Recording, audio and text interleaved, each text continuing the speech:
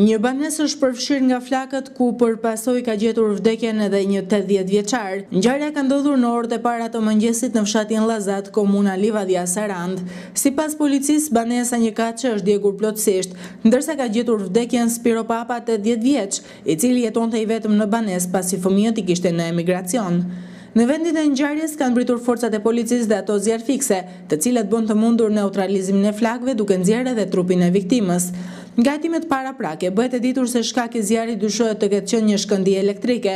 Po ashtu bëhet e ditur se shtëpia e përfshirë nga flakët ndodhej larg shtëpive të tjera të fshatit Llazat, duke mos sjellë në këtë mënyrë shtrirje të zjarrit, ndërkohë që vijojnë hetimet për zbardhjen e plotë të ngjarjes. Pritet që për Bashkinë Sarand nga Partia Socialiste të kandidojë një femër, pikërisht 38 vjeçaria Floriana Koka. Lajmin e ka konfirmuar në orët e para të ditës së sotme Gazeta Shekulli, gazetë e deputetit Koço Kokdhima. Gazeta citon burime jo zyrtare nga strukturat lokale të Partisë Socialiste të Sarandës. Floriana Koka është 38 vjeçe, ajo ka studiuar gazetari me rezultate të shkëlqyera dhe flet 3 gjuhë të huaja, shkruan Gazeta e deputetit Kokdhima. Mëtej, në një prononcim për gazetën, vetë kandidatja thot: "Jam shumë e qartë për atë çfarë mendoj të bëj nesër sekretare e ardhshme e Bashkisë së Sarandës, një detyrë që e konsideroj si detyrën më të lartë në shërbim të komunitetit, të cilën angazhohem ta kryej me përgjegjshmëri, me qytetari dhe veçanërisht me respekt të plot për çdo qytetar të Bashkisë së Sarandës, nga ai më i thjeshtë dhe më i varfër deri tek biznesmeni më i fuqishëm." Floriana Koka ka mbajtur më parë detyrën e drejtoreshës së burimeve njerëzore në Bashkinë e Sarandës, ndërsa ende nuk dihet nëse zgjedhja e saj është një taktikë e Kokdhimës, pasi me kryebashkiakun aktual Stefan Çipa, deputeti ka pasur edhe disa divergjenca. Komunat në rrethin e Sarandës kanë probleme me ujin e pijshëm. Sipas shefit të higjienës pranë Drejtorisë së Shëndetit Publik Sarand, Jorgo Mërtiri, disa komuna janë problematike pasi nuk e klorinojnë ujin sipas standardeve të duhura. Mërtiri sqaron se komuna më problematike është komuna Lukov, por probleme ka edhe në komunat Zar dhe Ksamil. Nga verifikimet e bëra në teren, vrehet se sasia e klorit nuk është në parametrat e duhura. Mërtiri thot se bashkitë Sarand dhe Konispol nuk kanë probleme me ujin e pijshëm, pasi ai është në parametrat e duhur. Problemi i ujit të pijshëm është një problem i cili neve në tërkohën e kemi në qendër të vëmendjes, e ndjekëm nga afër, si për bashkitë, ashtu edhe për komunat. Bashkia e Sarandës dhe Bashkia e Konispolit janë, përsa i takon problemit të higjienës së ujit të pijshëm, janë në parametrat e kërkuar. Kurse komunat përgjithsisht kanë mangësi në drejtim të klorinimit të ujit të pijshëm. Nuk e bëjnë shpesh, nuk e bëjnë rregullisht 24 orë, duke paraqitur arsye të ndryshme të cilat nuk qëndrojnë. Disa mendojnë se duke i hedhë klor dëmtojnë tubacionet, disa mendojnë se duke i hedhë klor dëmtojnë qytetarët. Faktikisht, në për komuna është klorinimi bet në hope. Më problematike kemi pas komunën e Xarës, e cila ka qenë jo korekte në drejtim të klorinimit të ujit. Në për analizat që ne i bëjëm, ujit të pijshëm, del që niveli i klorit është në nivelet e kërkuara deri tani.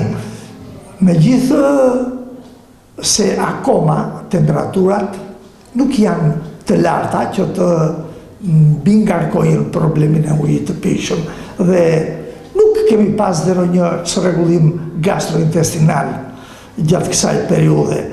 Tani që fillon temperaturat të rriten, që ne përgatitemi për fillimin e sezonit turistik, do shtojmë kërkesën në drejtim të higjienës ujit të pijshëm, në drejtim të klorinimit të ujit dhe për të gjitha problemet e tjera të cilat shqetësojnë komunitetin. Mërtiri sqaron se janë marrë dhe masa administrative kundrejt komunës Lukov në shifrën e 500.000 lekëve të rinj.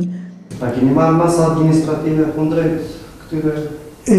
Kemi marrë masa administrative, por për fat të keq nuk Vilem Kollaj këto, nuk Vilem Kollaj. Pse më kemi ndëshkuar komunën e Lukovës, e kemi ndëshkuar me goxha vlerë. Po, nuk... Cilat e komunat e tjera problematike përveç Zara? Ishtë dhe Lukova, edhe Lukova është mbas Zarës, dhe e treta mbas këtire është dhe Eksamili. Në këtë periudhë, me gjithë që ka qënë në nivellet e kërkuara, ka rreth 3-4 muaj që ka neglizhuar dhe Eksamili problemin e klorinimit të ujit. Nuk e bëjën regullisht në 24 orë, e bëjën me hope, me copa, hedhër njëherë, nuk hedhër, disa paraqesën dhe problemin ekonomik. Kryetari i komunës Zardh Dimitër Kote i kontaktuar me telefon, sqaroi se komuna Zardh ka 24 orë ujë të pijshëm dhe procesi i klorinimit është i vazhdueshëm, por mund të ketë edhe gabime ose të ketë ngelur një ditë pa klorinuar. Megjithatë, ne si komunë monitorojmë ditë për ditë dhe tentojmë të bëjmë më të mirën, por ka edhe vonesa të cilat jo gjithmonë varen nga ne, u shpreh Kote. Përgjegjësi i shërbimeve në komunën Lukov, Naim Klëçi, tha se klorinimi bëhet çdo ditë, por ujësjellësit nuk janë në kushtet e kërkuara. Dhe ka patur probleme me ujin, sidomos në lagje Ngërhot në fshatin Lukov, pasi janë rreth 60-70 shtëpi, të cilat janë mbi burimin e madh të Gurës. Këto shtëpi janë me gropa septike dhe megjithse është bërë një linjë e re, problemi qëndron pasi duhet bërë restaurimin e rrjet. Në prag të sezonit të ri turistik, Bashkia e Sarandës po punon për përmirësimin e imazhit të qytetit, duke punuar në të gjitha drejtimet për ta bërë Sarandën një qytet model, por edhe të preferuar për të vizituar nga turistët vendas dhe ata të huaj. Ja çfarë do të donin vetë qytetarët e Sarandës të ndryshonte në qytet para çeljes së sezonit veror.